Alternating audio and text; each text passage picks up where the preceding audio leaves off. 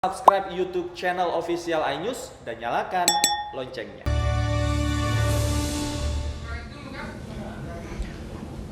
Aksi dugaan penistaan agama yang dilakukan seorang pria bernama Jose Paul Zhang terus mendapat kecaman. Masyarakat diminta untuk tidak terprovokasi. Kepolisian kini turun tangan memburu pelaku dengan melibatkan Interpol.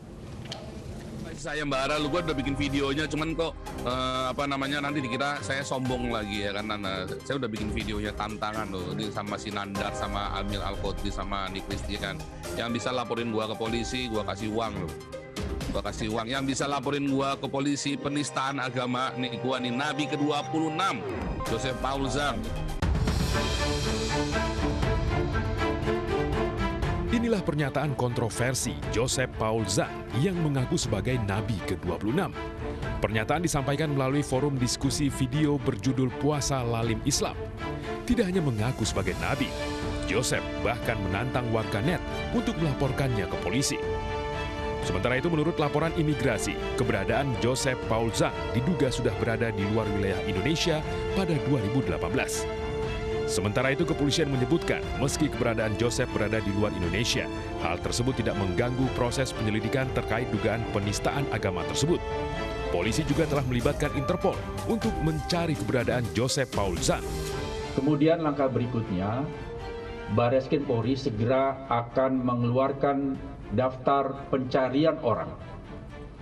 Yang tentunya daftar pencarian orang ini akan diserahkan ke Interpol. Dan daftar pencarian orang ini tentunya menjadi dasar dari Interpol untuk menerbitkan red notice. Menanggapi hal tersebut, pengurus besar Nahdlatul Ulama mengecam keras perilaku yang dilakukan pelaku. Mengecam keras atas pernyataan dari Joseph Paul Zhang yang cenderung akan memecah belah umat, memecah belah kebersatuan bangsa Indonesia. Yang kedua, meminta kepada aparat keamanan, pada kepolisian, untuk segera menindak tegas, mengusut secara tuntas pelaku tersebut sesuai dengan peraturan dan perundangan yang berlaku. Dan yang ketiga, meminta dan berharap kepada masyarakat Indonesia untuk tidak terprovokasi, tidak terpancing dengan upaya adu domba dan pecah belah melalui berbagai macam provokasi-provokasi tersebut. Senada, Majelis Ulama Indonesia mengimbau umat muslim tak terprovokasi dan menyerahkan kasus ini pada penegak hukum. Ya, itu poin yang kedua adalah karena ini merupakan tindakan radikal kiri yang saya minta harus diusut tuntas supaya kita menaruh kepercayaan kepada kepolisian yang secara profesional. Hingga saat ini, video kontroversial tersebut sudah ditonton lebih dari 54.000 kali. Sejumlah warganet menyayangkan aksi Joseph Paul Zhang yang diduga menistakan agama. Jose Paul Zhang teridentifikasi saat ini berada di Jerman. Bagaimana warga negara Indonesia yang berada di sana menyikapi kasus dugaan penistaan agama ini? Kami akan berbincang bersama dengan Imam Masjid Frankfurt, Jerman, Tito Prabowo, dan juga pakar hukum internasional Ari Afriansyah. Assalamualaikum, selamat malam waktu Indonesia, Bapak. Waalaikumsalam. Ya. Selamat malam. Saya ke Mas Tito terlebih dahulu. Mas Tito, Anda Baik. juga Ketua Masjid Indonesia di Frankfurt, Jerman. Yang ingin saya ketahui bagaimana kemudian reaksi elemen masyarakat yang bermukim di sana mengetahui ada video dari Jose Paul Zhang. Iya, video tersebut menimbulkan keresahan di kalangan masyarakat Indonesia ya, bukan hanya umat Muslim, tapi saya juga mendapat informasi dari umat Kristen, teman-teman kita Kristen di sini juga mereka tidak nyaman dengan hal tersebut ya. Sangat merugikan kerukunan dan toleransi antar umat beragama. Apakah keluh kesah ini disampaikan langsung kepada Anda selaku imam? Oh iya betul, jadi WNI dari berbagai kota di Jerman menghubungi saya dan meminta saya untuk mencari tahu ya, karena mereka sangat resah sekali dan beberapa WNI juga sudah sempat melihat ya, kabarnya ini juga sejak Pilpres lalu sudah muncul orang ini, tapi mungkin didiamkan oleh warga WNI di sini ya. Dan sekarang Ramadan ini muncul lagi isu ini. Disebut Dan ini cukup meresahkan ya. tahun 2018 yang bersangkutan meninggalkan tanah air. Saya tidak tahu pasti apakah yang bersangkutan itu langsung tinggal bermukim di Jerman. Apakah informasi serupa juga didapatkan oleh teman-teman Anda di sana? Dari informasi yang saya dapatkan dari WNI di Bremen, dia tidak di Munchen ya, tapi di Bremen. Kemudian kami merespon bahwa hal ini perlu kita verifikasi dahulu, benarkah akun itu nyata ya atau hanya fake account. Terus kemudian kita juga harus verifikasi apakah dia masih WNI atau WNA, benarkah dia ada di Jerman. Itu sudah kami koordinasikan dengan pihak perwakilan RI di Jerman gitu. Oke, ada hasilnya? Ya betul. Dari hasil koordinasi kami dengan perwakilan RI di sini, memang yang bersangkutan masih statusnya WNI.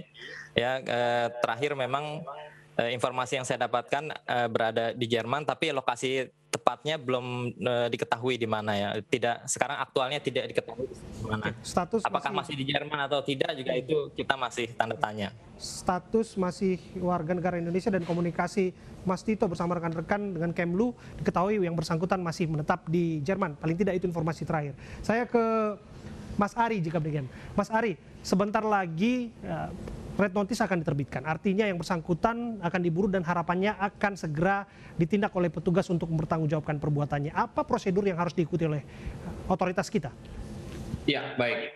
Terima kasih Mas Abraham. Tadi sudah dijelaskan oleh Pak Polisi ya, bahwa sekarang laporan kasus ini sudah dibuat ya, yang pasti. Kenapa? Karena polisi sudah membuat daftar pencarian orang, yang mana dokumen DPO ini akan menjadi dasar bagi Indonesia untuk memintakan bantuan dari Interpol.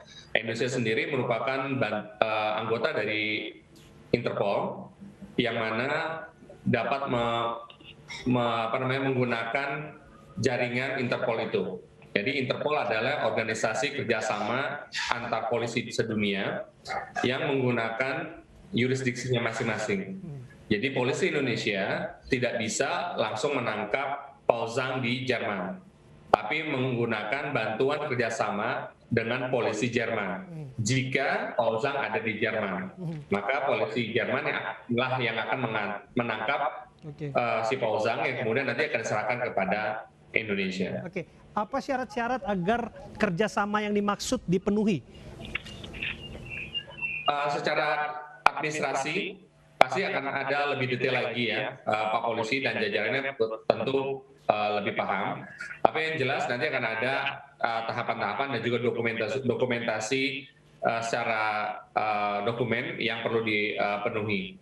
Sehingga nanti semua informasi sudah diberikan kepada Interpol. Interpol kemudian nanti akan menerapkan atau menerbitkan red notice kepada seluruh kepolisian yang menjadi anggota Interpol. Karena kita tahu bahwa kalau di Eropa kan bisa berkeliling di Eropa dengan bebas ya. Makanya tidak hanya di Jerman, harusnya juga kepolisian di Eropa juga sudah harus mengetahuinya, begitu. Oke. Secara hukum bisakah yang bersangkutan ditindak, mengingat bahwa ia menyampaikan pernyataannya di luar negara kita, bukan di kedaulatan negara kita? Apakah yang bersangkutan bisa ditindak dengan hukum pidana kita atas dasar kebebasan berekspresi yang dianut yang bersangkutan jika itu demikian dilakukan di Jerman? Ya, yang jelas kebebasan ekspresi itu tentu bukannya tidak ada batasnya ya. Ketika itu sudah melanggar aturan hukum negara nasional, tentu itu akan ditindak, khususnya di Indonesia. Dan di Indonesia sendiri kita sudah memiliki undang-undang ITE yang saya rasa cukup untuk menjerat semua orang yang melakukan tindak pidana ya di luar wilayah yurisdiksi Indonesia, tetapi memiliki akibat hukum dan merugikan kepentingan Indonesia. Nah, itulah yang akan menjadi jeratan hukum buat siapapun, termasuk Paul Zhang, ketika merugikan kepentingan Indonesia. Oke. Begitu. Saya kembali ke Mas Tito. Mas Tito, satu hal yang menarik ketika Anda sudah lama ya tinggal di Jerman, sudah berapa lama di sana, Mas Tito? 19 tahun. 19 tahun. Anda tahu betul bahwa negara Jerman adalah negara yang memberikan suaka banyak kepada orang-orang asing yang meminta perlindungan politik. Bagaimana Anda melihat kerjasama yang dimaksud antara otoritas Jerman dan kepolisian kita untuk bisa menangkap yang bersangkutan jika bersangkutan mengajukan suaka ataupun perlindungan? Ya, dari hasil komunikasi kami ya, memang perbuatan tersebut bukan perbuatan yang melanggar hukum di Jerman ya, karena di sini ada kebebasan berpendapat. Dan namun demikian karena sekarang sudah dilimpahkan kepada Interpol ya, kalau saya tidak salah, dari pihak pemerintah Jerman juga, maka itu sudah menjadi domainnya Interpol.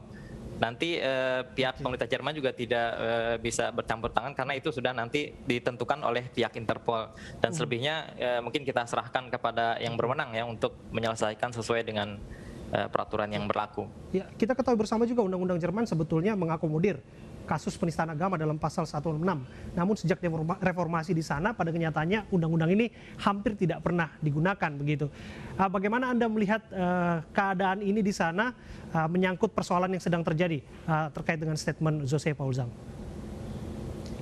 Iya, sekali lagi dari kacamata hukum Jerman, kalau menurut kami hal tersebut sulit ya, atau tidak bisa dijerat gitu ya, karena memang di sini semua orang bebas untuk menyampaikan pendapatnya.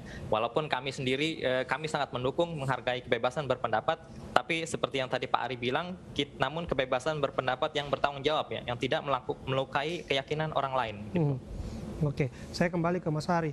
Mas Ari, jika kita mengenal kasus penodaan agama dalam KUHP kita, dan di Jerman pun demikian, namun lain halnya kalau di kita semua yang didakwa begitu hampir 100% dipidana kasusnya. Namun di Jerman sudah hampir jarang digunakan, hampir tidak pernah digunakan. Apakah kesamaan pemahaman tentang penodaan agama ini bisa menjadi pintu masuk kerjasama itu?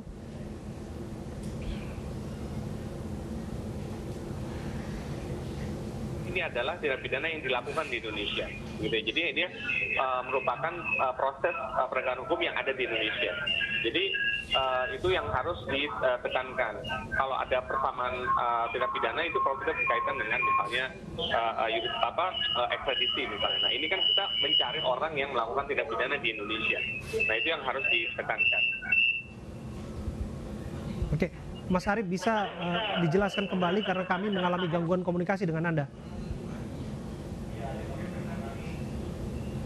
Ya, kami perbaiki terlebih dahulu komunikasi dengan Anda. Saya ke Mas Tito.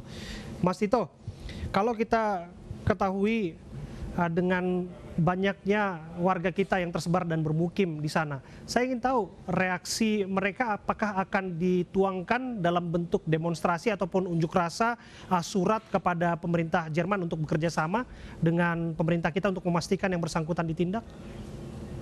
Iya, tentunya hal tersebut meresahkan ya, baik bagi umat Islam ataupun umat sahabat-sahabat dari umat Kristiani atau umat agama apapun ya. Hal tersebut bertolak belakang dengan nilai luhur bangsa kita.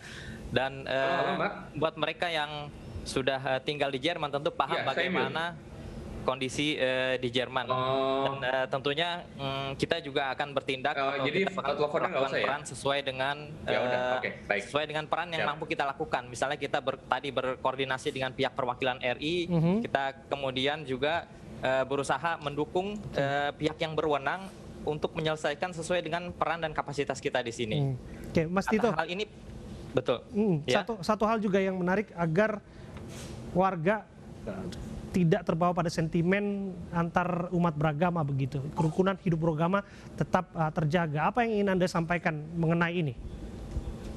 Iya, kami di sini di Jerman ya sejak kami berdiri bahkan kita punya hubungan yang sangat baik dengan agama manapun, dengan agama Kristen, baik Indonesia ataupun yang lokal di sini di Jerman. Kami punya hubungan yang sangat baik. Dan sikap kami tentunya pertama kita menolak dan mengecam segala bentuk penghinaan atau penistaan agama terhadap agama apapun yang dilakukan oleh Paul Zang ini ya. Kemudian hal ini juga sangat berpotensi merusak kerukunan dan toleransi antar umat beragama. Kemudian yang tadi saya sampaikan juga kita mendukung menghargai kebebasan berpendapat, namun kebebasan berpendapat yang bertanggung jawab, yang tidak melukai dan tetap menghormati keyakinan yang lain. Betul. Kemudian yang terakhir juga kita mengajak semua pihak tentunya kepada umat Islam khususnya yang ada di Jerman supaya kita tidak terprovokasi ya. Kita sikapi dengan kepala dingin, kita bantu pihak yang berwenang, kita bantu kita support pihak perwakilan RI di luar negeri untuk menyelesaikan permasalahan ini sesuai dengan peran dan kapasitas diri kita ya. Ini penting juga agar ada efek jera. Kemudian di kemudian hari tidak terulang lagi hal yang seperti ini. Ini sangat merugikan kerukunan umat beragama bagi kita yang sudah terjalin selama ini. Oke, saya ke Mas Ari. Mas Ari, satu hal yang menarik dari statement Joseph Paul Zhang adalah menantang siapapun untuk memberikan laporan terhadap yang bersangkutan ke Polres, bahkan melakukan sayembara begitu, membuat sayembara, memberikan uang sekian juta rupiah begitu. Apakah menurut Anda cara ini sudah dipikirkan oleh beliau matang-matang karena beliau ada di luar negeri dan kemudian dia tidak ada dalam yurisdiksi wilayah Indonesia atau seperti apa?